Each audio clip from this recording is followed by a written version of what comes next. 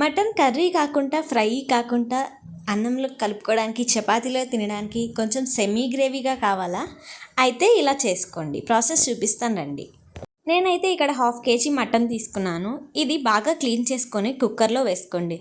ఇందులోనే కొద్దిగా ఉప్పు, పసుపు, కారము, అలానే కొంచెం అల్లం వెల్లుల్లి పేస్ట్, ఆయిల్, కొద్దిగా వాటర్ అన్నీ వేసుకొని మటన్ని బాగా ఒకసారి మిక్స్ చేసేసుకోండి. మిక్స్ చేసుకొని కుక్కర్కి మూత పెట్టేసి ఒక 6 to 7 విజిల్స్ రానిచ్చుకొని కుక్కర్ మూత తీసి చూడండి. విజిల్ పోయిన తర్వాత ముక్క బాగా ఉడికిపోయిందండి.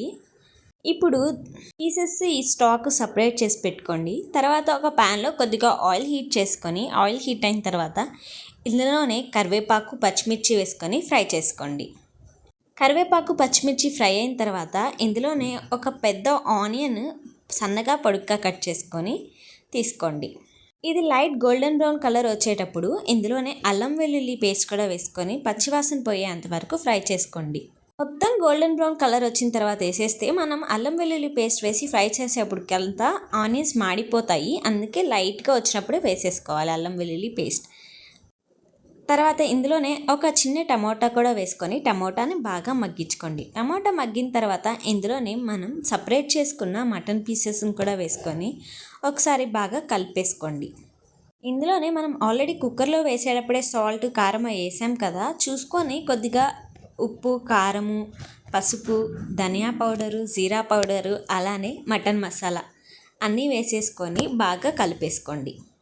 ఒక 2 to 3 minutes మటన్ని బాగా ఫ్రై చేసుకోండి.